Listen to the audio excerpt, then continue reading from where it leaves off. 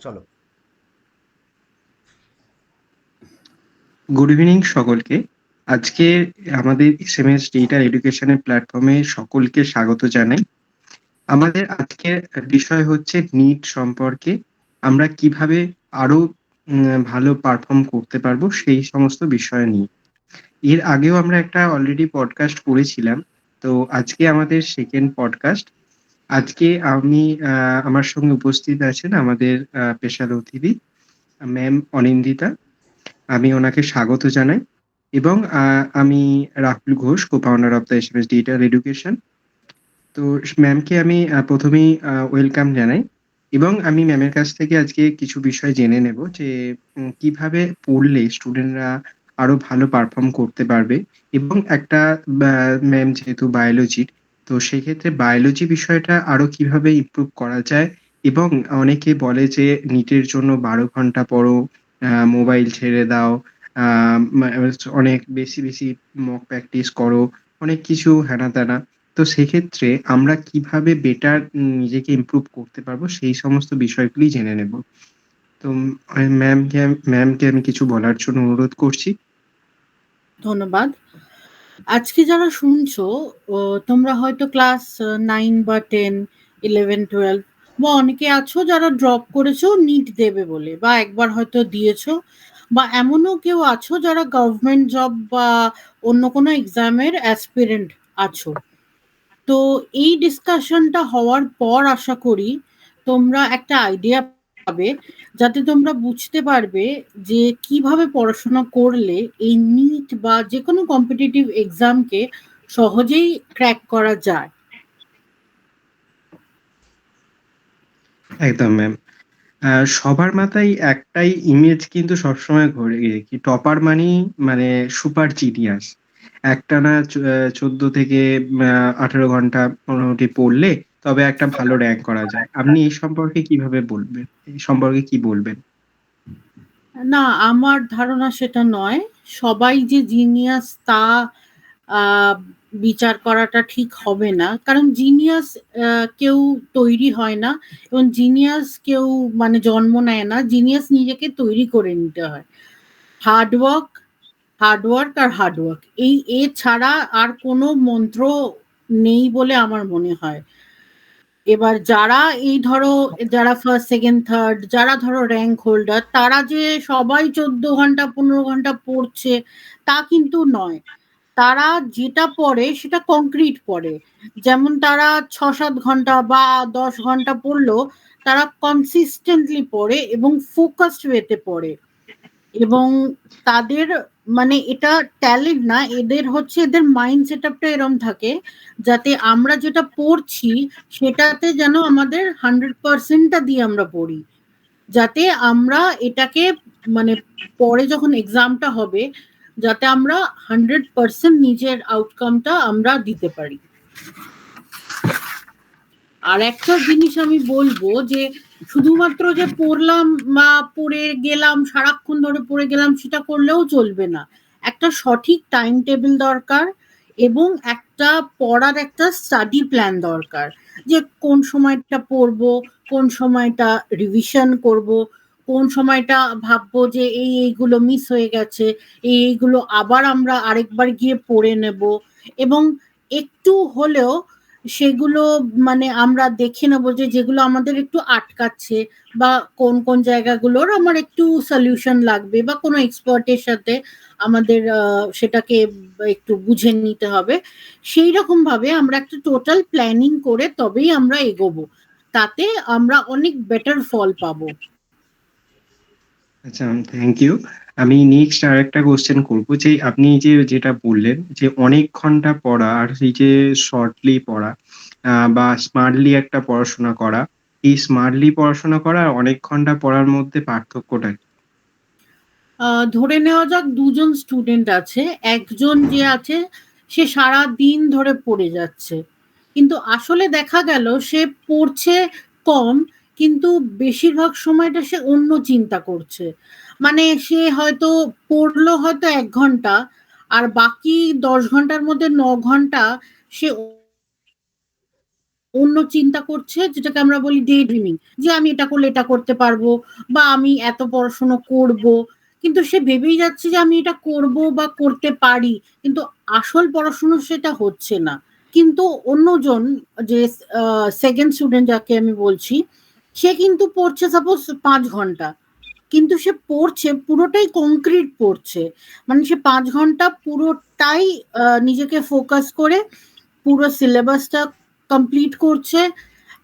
এবং যেটা আরেকটা মেথড আছে, যেটা আমরা বলি অ্যাক্টিভ রিকল, আর একটা হচ্ছে প্র্যাকটিস বা কোয়েশ্চেন আনসার সলভ, যেটা এইগুলো হচ্ছে কিছু স্ট্র্যাটেজি, যেটা নিটের মতো একটা বড় এক্সামকে, কারণ এটা যেহেতু আমরা ক্লাস 12-এর মানে স্কুলের পর এটা আমরা ডাক্তারির জন্য, ডাক্তারি একটা বড় একটা বিষয়, ডাক্তারি পড়াটা খুব সহজ নয়, তাই জন্য নিট একটা বড় এক্সাম বলি আমরা ধরি ইন্ডিয়াতে।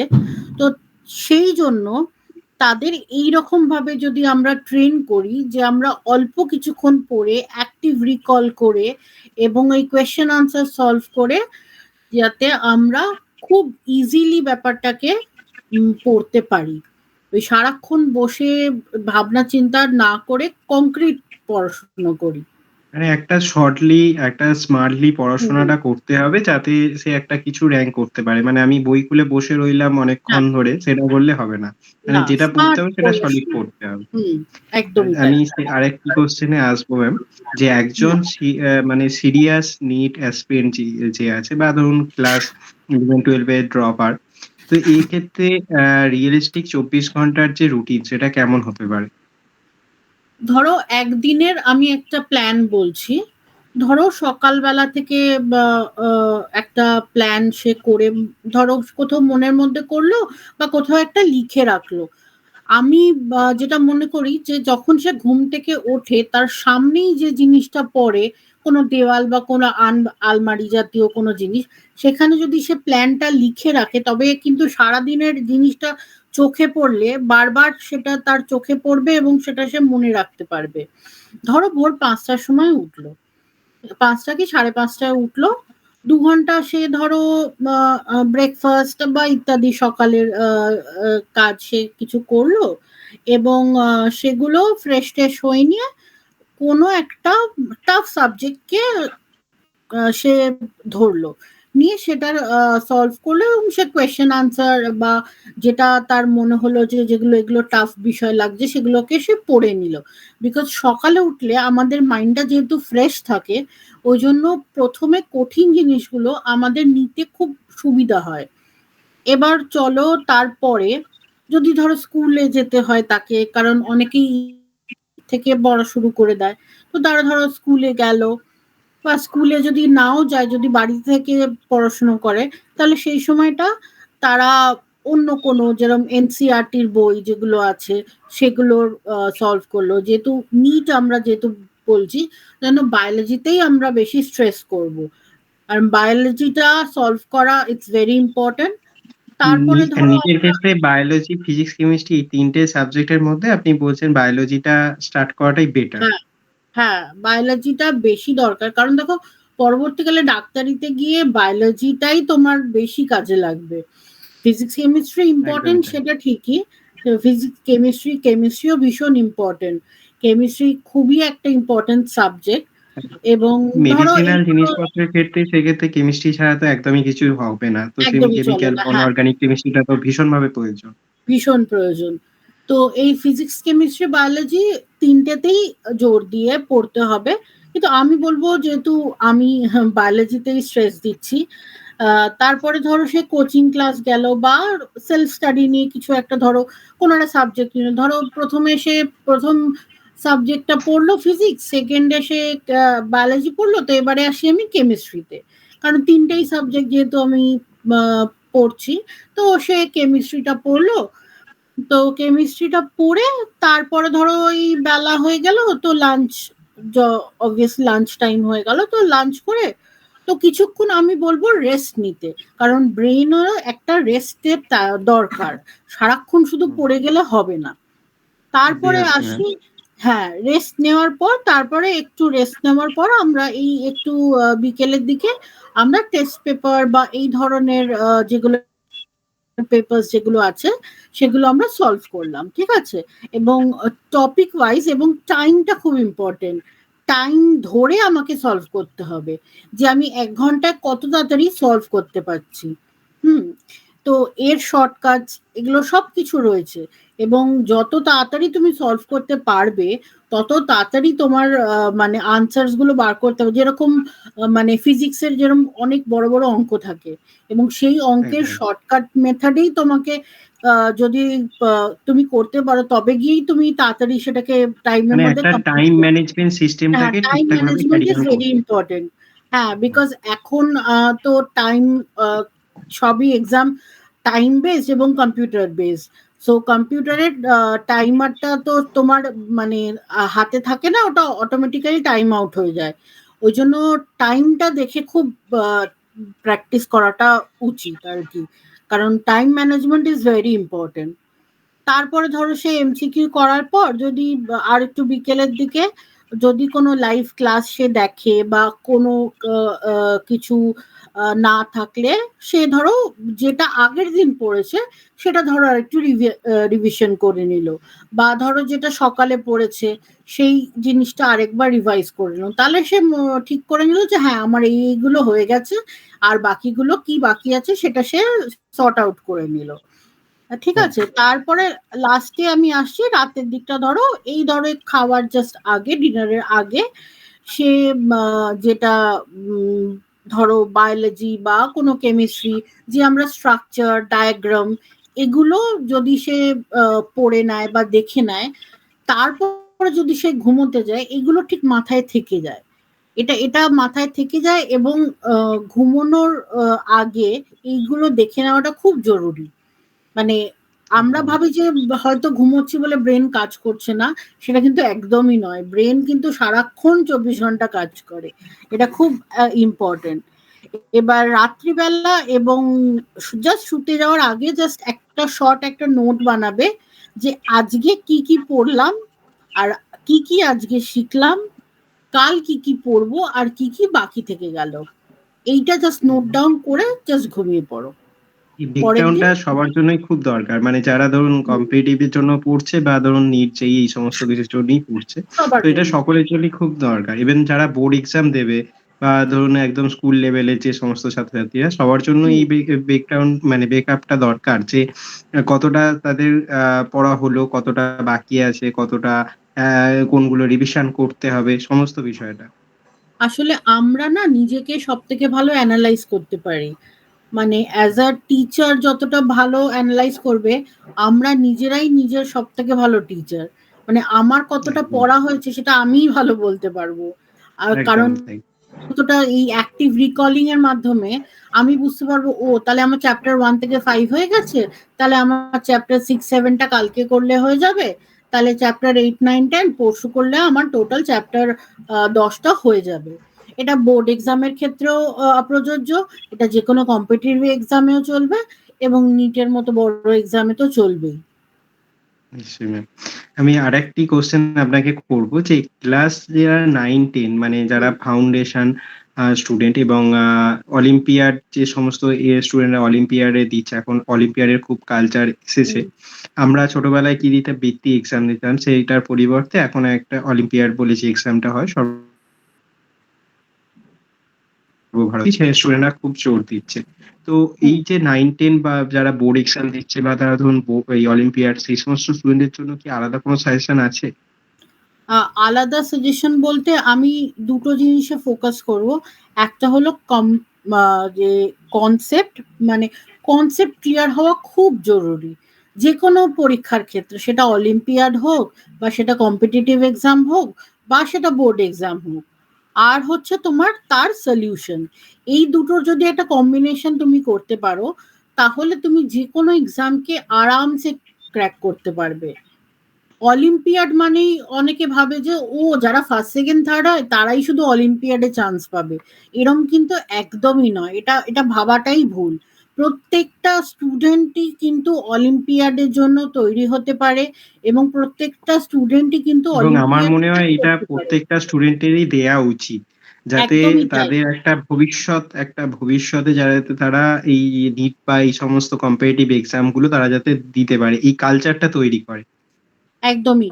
১ম এই তারা যদি এই 9 বা এই সময় বা 8-9 এর সময় যদি একটা কম্পিটিটিভ এক্সাম এর মুখোমুখি হয়, তাহলে তারা অনেকটা তাদের ভয়ও কমে যাবে এবং পরে তারা কোনো বড় এক্সামকে ফেস করতে তারা অনেক বেশি তাদের ইজি গোইং মনে হবে।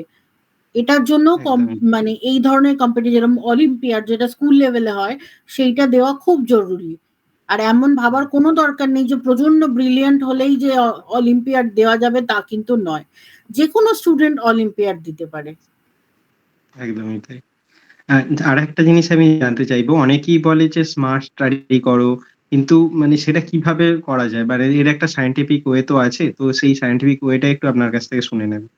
হ্যাঁ, স্মার্ট স্টাডি বলতে যেটা আমরা বলি সেটা হচ্ছে স্টাডি টেকনিক। স্টাডির টেকনিকটা খুব ইম্পর্টেন্ট।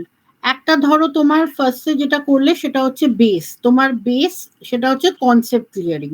সেটা হবে তোমার পুরো আ মানে লাইফের ফাউন্ডেশন।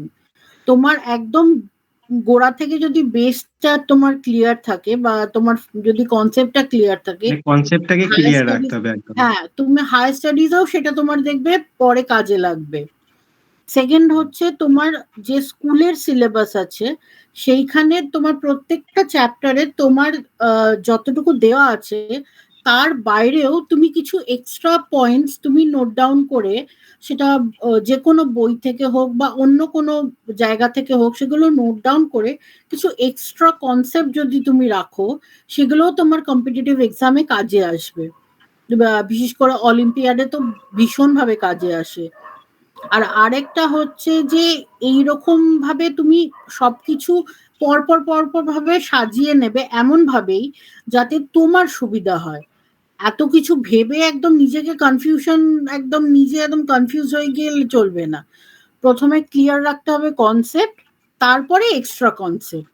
এইভাবে স্মার্ট টেকনিক তৈরি করে এবং সেইটাকে অলওয়েজ একটা ফলো করতে বি পজিটিভ এবং বি মোটিভেটেড হুম, থাকতে হবে। আমার হুম, যেটা মনে সেই হয় যে তাদের যাতে সমস্ত জিনিসটাই একটা সুন্দরভাবে স্মুথলি যেন হতে পারে। অবশ্যই তাই। এবং প্রত্যেকটা চ্যাপ্টারের যেটা হচ্ছে মেইন আইডিয়াটা কি? ধরো সাপোজ ১ম চ্যাপ্টারের একটা মেইন আইডিয়া আমি পড়ে নিলাম এবং সেইটা থেকে আমার যা আসবে আমার ওই আইডিয়াটা দিয়েই দেখবে ওই যেকোনো কোয়েশ্চেন আমি কিন্তু সলভ করতে পারবো। যেকোনো চ্যাপ্টার একদম, মানে যেকোনো একদমই, চ্যাপ্টারে একদম। যদি তুমি একটা মেইন আইডিয়া ধরে নাও যে এই চ্যাপ্টারটা এই বলছে, তো পরবর্তী চ্যাপ্টার গুলো সেম ওয়েতে তুমি যদি পড়ো তাহলে প্রত্যেকটা চ্যাপ্টারের একটা আইডিয়া থাকলে তুমি যে কোনো ওখান থেকে কোয়েশ্চেন দাও সেখান থেকেই তুমি পারবে। সেটা বোর্ড এক্সাম হোক বা যে কোনো কম্পিটিটিভ এক্সাম হোক। আর অ্যাক্টিভ একদমই তাই। রিকলিংটাও খুব ইম্পর্টেন্ট। যে তুমি সবসময় মনে রাখবে যে তুমি কি পড়েছো সেটা বারবার মনে করার চেষ্টা করবে। মাথার মধ্যে সেইটাকে মানে চিন্তা করবে বারবার যে হ্যাঁ আমি এটা পড়েছি।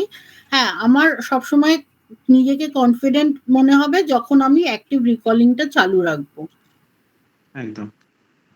এই অ্যাক্টিভ মানে রিকলিং টার জন্য কি ওয়ে আউট আছে? মানে সেটার জন্য মানে আপনার মতে কি বলে যে এগুলোর জন্য কি করা দরকার ইমপ্রুভ করার জন্য এটা? হ্যাঁ, যেটা হচ্ছে তোমার একটা টেকনিক আমরা জানি সেটা হচ্ছে স্পেসড রিপিটেশন। সেইটা ধরো ১ম দিন যেটা পড়লে সেটা 2nd দিন, 4th দিন বা 7th দিন এরমভাবে ছোট করে রিভিশন করলে। করে এতে কি হলো যে লং টার্ম যে তোমার মনে রাখার যে ব্যাপারটা সেটা তোমার মধ্যে কিন্তু এসে যাচ্ছে। এইটা ইটস ভেরি ইম্পোর্টেন্ট। হ্যাঁ, আর আরেকটা যেটা হয় পোমোডোরা টেকনিক। সেটাতে কি হচ্ছে ধরো তুমি একটা আ শর্ট টাইমে তুমি একদম খুব মন দিয়ে একটা জিনিস পড়ছো। হুম?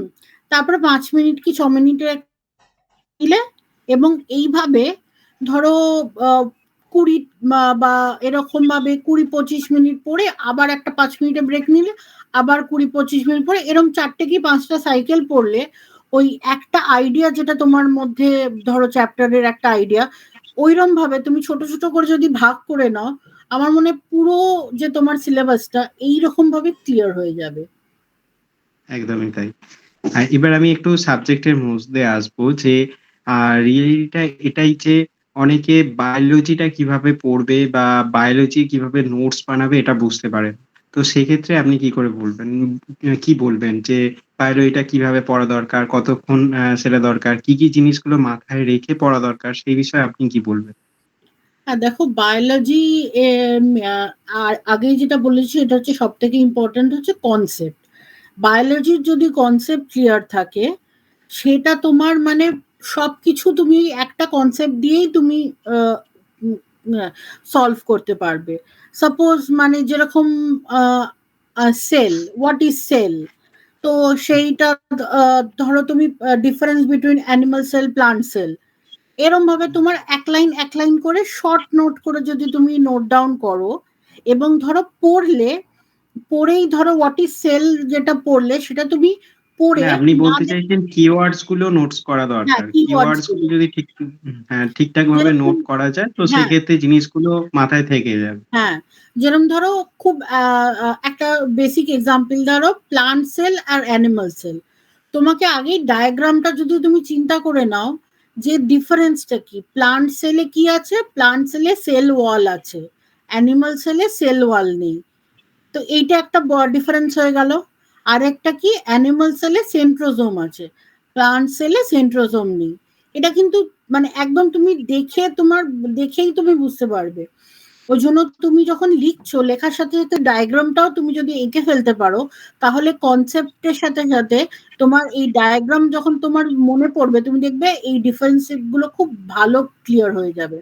এখানে একটা কনসেপ্ট আছে যে একটা গ্রাফিক একটা হ্যাঁ মেমোরি তৈরি হ্যাঁ করা। হ্যাঁ ফটোগ্রাফিক মেমোরিটা তৈরি করলে সেটা অনেকটা যেমন আমরা ছোটবেলায় যে পেপার পড়তাম, পেপারে যে লেখাটা দেওয়া আছে তার পাশাপাশি একটা ছবিটাও দেওয়া থাকতো। কারণ কি না যাতে সেইটা দেখে বুঝতে পারি যে এটা এই হয়েছে।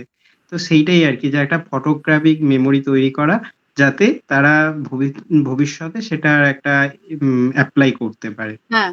এখন দেখবে তুমি অনেক আমাদেরও সময় ছিল, এখন বেশি বইতে অনেক সময় লিংক দেওয়া থাকে দেখবে, বইতে হুম, আজকাল মানে স্টাডি মেটেরিয়াল বা বইতে ওই লিঙ্কটাতে দেখবে তোমার সবকিছু ওই রকম 3D ওয়েতে এক্সপ্লেন করা থাকে। কারণ আমরা যত একদমই। দেখি বেশি, আমাদের মনে তত বেশি থেকে যায়। মানে তুমি হুম, পড়ার থেকেও বেশি যত দেখবে তত তোমার মনে বেশি থাকবে। ফটোগ্রাফিক মেমোরি অবভিয়াসলি অনেক ভালো এবং অনেক বেটার, বিকজ তুমি যেটা দেখবে চোখের সামনে সেটা তুমি খুব তাড়াতাড়ি মনে রাখতে পারবে এবং একদমই সেটা তাই। অনেক দিন ধরে তুমি মনে রাখতে পারবে। একদমই তাই। আরেকটা বড় রিয়েলিটি এটাই যে সবাই মাঝে, মাঝে ডিমোটিভেটেড হয়ে পড়ে। তো সেক্ষেত্রে আবার সেই মোটিভেশন গুলোকে ধরে রাখার জন্য সেই বিষয়ে আপনি কিভাবে কি বলবেন? কি হ্যাঁ সাজেশন দেবেন স্টুডেন্টদের? বিশেষ করে এটা দেখা একটা যায় যারা ড্রপ আউট স্টুডেন্ট হ্যাঁ হয় হ্যাঁ, তো সেক্ষেত্রে তাদেরকে আপনি কি আ যুক্তি দেবেন যে মানে সবসময় পজিটিভ থাকার জন্য? First of all drop out যদি হয় তো তাদের নিজেকে ড্রপ আউট মনে করাটা আমার মনে হয় ঠিক হবে না। তারা ভাববে যে আমরা 1 বছর একটু এক্সট্রা সময় নিচ্ছি নিজেকে হুম, ভালো করে প্রিপেয়ার করার জন্য। তো আমরা বলি না অনেকবার, practice makes a man perfect. তো তুমি নিজেকে একদমই। মজবুত করার জন্য তুমি আরেকটু সময় বেশি চাইছো। তো সেইটা মানে ইমোশনাল তোমাকে খুব স্ট্রং হতে হবে। মানে সেটাকে বলছি হ্যাঁ, আমরা ইমোশনাল একটা ফার্স্ট এড দিতে হবে।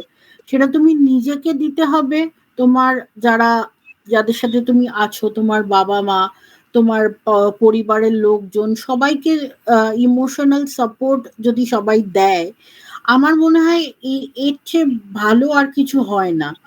কারণ ম্যাক্সিমাম আজকাল ছেলে মেয়েদের মধ্যে আমরা দেখছি যে ডিপ্রেশনটা খুব বেশি, এবং তারা মনে করে যে 1 বছর আমার নষ্ট হয়ে গেল মানে আমার লাইফে কিছুই হবে না। এইটা ভাবাটা একদমই। খুবই ভুল। 1 বছরে এখানে কিচ্ছু যায় আসে হ্যাঁ, না।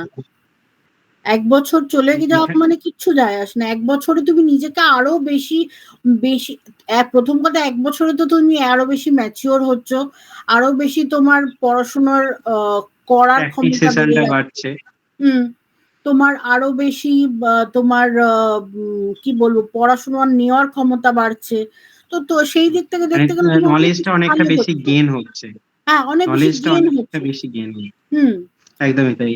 অনেকেই যে বলে যে পেরেন্টসরা অনেকটা প্রেশার ক্রিয়েট করছে বা বাড়িতে তাকে কেউ বোঝে না। তো সেই সম্পর্কে আপনি কি বলবেন? মানে এটা শুধু আমি স্টুডেন্টদের জন্যই বলছি না, এটা যে সমস্ত স্টুডেন্টরা আছে তাদের জন্যও আমি বলছি। যে তাদের সম্পর্কে আপনি কি বলবেন? ফার্স্ট অফ অল যেটা আমি মনে করি সেটা হচ্ছে পেরেন্টসদের একটা জিনিস প্রথমেই ত্যাগ করতে হবে, সেটা তুলনা করা। যে ওর ছেলেটা হলো আমার কেন হলো না, সেইটা মানে তুলনা করাটা আগে সবার আগে বন্ধ করতে হবে। সবসময় মনে করতে হবে আমার ছেলে বা মেয়ে হচ্ছে বেস্ট, আমার ছেলে মেয়ের থেকে ভালো কেউ নয়। এটা যদি তারা ছেলে মেয়েদের মধ্যে ফিল করতে পারে তাহলেই মানে পজিটিভিটি এবং কনফিডেন্সটা হুম, তাদেরকেই ধরে রাখতে হবে। হ্যাঁ। মানে তাদের প্রেফারেন্সটা, তাদের পজিটিভিটি এবং তাদের কনফিডেন্সটা তাদেরকে বুস্ট আপ করতে হবে যাতে তারা মানে করতে পারে কিছু। এবং মানে এইটা সবসময় যদি যে মা বাবা তুলনা মনে করে করিয়ে দেয়, ডিমোটিভেট করলে হবে না। না এইটা যদি প্রত্যেকবার বাবা মা মনে করিয়ে দেয় যে হ্যাঁ, যে তোমরা পারবে, তোমাদের মধ্যে সেই ক্যাপাবিলিটি আছে, অর্ধেক বাচ্চার এই ডিপ্রেশন বা যাই হোক, এই ডিমোটিভেশন সব কিন্তু কমে যাবে। এটা আমার মনে একদমই। হয়। তো আজকের এই এপিসোড থেকে যদি একজন স্টুডেন্ট শুধু ৩ টে কাজ করতে চায়, মানে ধরুন এই যে স্টেপ গুলো বললেন, তো কি স্টেপ আপনি সাজেস্ট করবেন যে এই ৩ টে করলেই সে এট লিস্ট একটা জায়গায় যেতে পারবে? ফার্স্টে যেটা করতে হবে সেটা হচ্ছে একটা মানে রেকর্ড রাখতে হবে। এইটা আমি আগেও বলেছি যে planning is very important. Plan সবকিছু মানে না আগে থেকে করলে, তোমার যেমনি পার ডে প্ল্যান করছো, সেরম আগে দেখে নিতে হবে আমার এক্সামটা কত দিনের মধ্যে হচ্ছে। তো সেই অনুযায়ী একটা ডে টু ডে প্ল্যান করতে একটা হবে। টাইম ম্যানেজমেন্ট, একটা টাইম রুটিন সেট হ্যাঁ, করতে টাইম হবে। টেবিল এবং টাইম ম্যানেজমেন্টও করতে হবে, টাইম টেবিলও তৈরি করতে হবে তার সাথে। হ্যাঁ, ধরো এবার তুমি একটা কাজ করলে, প্রথমে ধরো প্রথম 7 দিনের একটা প্ল্যান করে নিলে ফার্স্টেই। তুমি একটা first of all realistic plan করবে অবভিয়াসলি।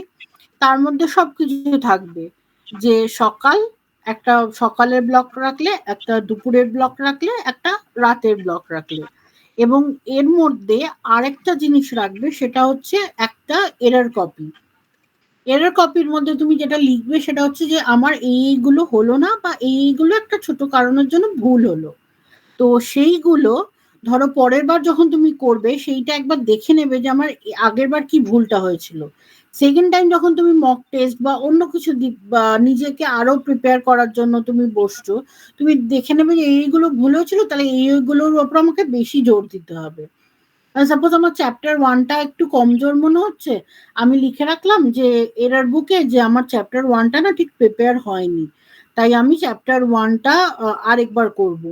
তো তখন যখন তুমি নেক্সট টাইম আবার পড়তে বসবে, তখন চ্যাপ্টার টু এর সাথেও চ্যাপ্টার ওয়ানটা আরেকবার তুমি রিভাইজ করে নিলে, বা আরেকবার তুমি ওটাকে ভালো করে পড়ে নিলে। তো এইটা হলো। আর যেটা আগেও বলেছি, active recalling is very important. তুমি 10টা চ্যাপ্টার পড়ার পর তুমি পেছন থেকে মনে করা শুরু করো যে কোন চ্যাপ্টারটা আমার বেস্ট মুখস্থ হয়েছে, সাপোজ চ্যাপ্টার 6, আর কোনটা সব থেকে কম মুখস্থ হয়েছে। ধরো চ্যাপ্টার 2, তাহলে তুমি 2 এর ওপর বেশি প্রেশার দেবে, মানে 2টা বেশি করে ফোকাস করবে। তাহলে দেখবে তোমার পুরো চ্যাপ্টার 1 থেকে 10, আমি ধরে নিচ্ছি চ্যাপ্টার 1 থেকে 10ই আছে, তোমার দেখবে ইকুয়ালি একদম মুখস্থ হয়ে গেছে।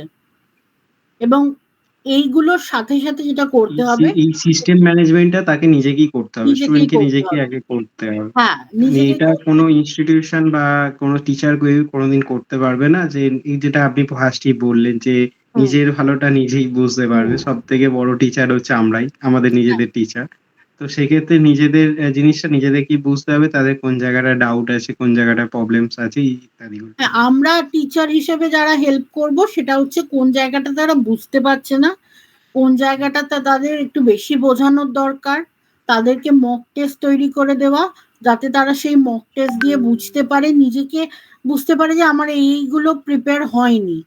এরকম প্র্যাকটিস টেস্ট যারা দেবে আর কি, তারা এই প্র্যাকটিস টেস্ট দিতে দিতে নিজেকেই বুঝতে পারবে যে না, আমার যেটা বললাম ওই চ্যাপ্টার 2টা হয়নি, আর আমার চ্যাপ্টার 6টা সবচেয়ে ভালো হয়েছে, তাহলে চ্যাপ্টার 6টা এখন আর পড়তে হবে না, চ্যাপ্টার 2 এ বেশি স্ট্রেস দিতে হবে। তো মানে এটা আমরা পুরোপুরি এইভাবে হেল্প করতে পারি। প্রপার একটা গাইডেন্স দেয়া, যাতে সেই একটা ইমপ্রুভমেন্টটা আরো বেটার করতে পারে, একটা সিস্টেম ম্যানেজমেন্ট করে দেয়া, তাদের একটা ঠিকঠাক গাইডলাইন্স দেয়া, এইগুলোই হ্যাঁ, মোস্ট প্রবাবলি টিচার্সরা করে থাকেন। হ্যাঁ, যে এটাই আমাদের কিভাবে কাজ। কিভাবে কোনটার দিকে জোর দেবে এবং তাদের উইকনেস গুলো বোঝা এবং তাদেরকে সেই হুম, জায়গাগুলো এফোর্ট দেয়া, এইসব জিনিসগুলি। হুম, সে তো অবশ্যই। কোনো স্টুডেন্ট আমি যদি লাস্ট ধরো আরেকটা বুঝতে জিনিসই না একটু জানতে পারলো, চাইবো। হ্যাঁ, হ্যাঁ, হ্যাঁ, বলুন ম্যাম।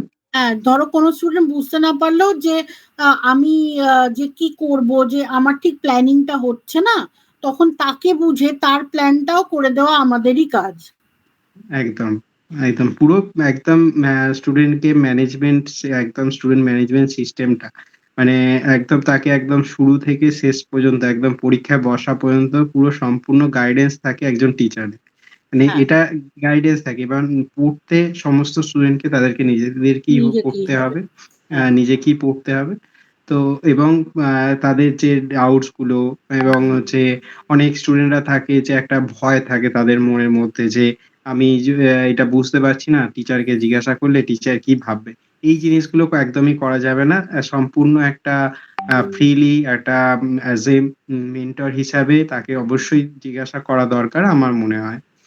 এবং হ্যাঁ, আমি লাস্ট আরেকটা কোয়েশ্চেন ম্যামের কাছে আমি জানতে চাইবো যে আপনি নিশ্চয়ই। জাস্ট একটা লাইনে আপনি কি বলবেন যে মানে এই যারা অ্যাসপিরেন্ট স্টুডেন্টরা আছেন তাদের সম্পর্কে? প্রথমেই বলবো যে ভয় পেও না, নিজেকে সবথেকে ভালোভাবে তৈরি করো, এবং একটাই জিনিস মনে করবে, তুমি সবথেকে ভালো, তোমার চেয়ে ভালো কেউ নেই। তাই সব সময় নিজের বেস্টটা দেবে। ভাবো এটাই আমার শেষ পরীক্ষা, আমাকে সবথেকে বেস্ট মানে আমার 100% আমাকে এতে দিতে হবে। তাই সব সময় নিজের বেস্টটা দিতে দেওয়ার চেষ্টা করবে এবং দেবেও। কারো দ্বারা ডিমোটিভেটেড হবে না, কে কি বলল তাতে কান দেবে না, এবং কে কি বলল তাতে তোমার কিচ্ছু যায় আসবে না। লোকে যা একদম, বলে বলুক, তুমি তোমার বেস্টটা দেবে এবং এগিয়ে যাবে। অল দ্য বেস্ট টু একদম। এভরিওয়ান। Thank you ma'am. হ্যাঁ, অসংখ্য ধন্যবাদ আপনাকে। আজকের এই পডকাস্টটা জানি না কতজনের উপকারে আসবে। তো আমি অসংখ্য ধন্যবাদ। এবং আমাদের এই ভিডিওটা যারা দেখছেন, তো তাদের সকলের কাছেই আমার রিকোয়েস্ট, যদি ভিডিওটা ভালো লাগে লাইক করবেন, কমেন্ট করবেন এবং আপনাদের বন্ধুদের মধ্যেও শেয়ার করে দেবেন। এবং আরেকটা বিষয় আমি বলব যে এই নিট মানেই যে খুব একটা হার্ড এক্সাম এবং অনেকটা কঠিন এক্সাম, এই জিনিসটা একটু দূরে সরিয়ে রেখে একটু জিনিসটা ইজি ভাবে নিয়ে, এবং যারা এখনো পর্যন্ত স্কুল লেভেলে আছো, তো তারা একটু জিনিসটা নিয়ে পড়াশোনা বা একটু দেখো যে কোন জিনিসগুলো কিভাবে এই স্ট্র্যাটেজিটা ফলো করা যায়, এবং আমাদের ম্যাম যে স্ট্র্যাটেজি গুলো বললেন, তো এই জিনিসগুলো দেখো। এবং আমাদের এই এসএমএস ডিজিটাল এডুকেশনে ফ্রি কাউন্সেলিং এর ব্যবস্থা আছে। তো তোমরা আমাদের নিচের যে দেয়া নাম্বার গুলোতে অবশ্যই যোগাযোগ করো এবং আমাদের যে কাউন্সিলররা আছেন তাদের সঙ্গে কথা বলে তোমার যে জায়গাগুলো তোমার কনফিউজ আছে সেইগুলো একটু জেনে নিতে পারবে। তো ধন্যবাদ সকলকে। শুভরাত্রি।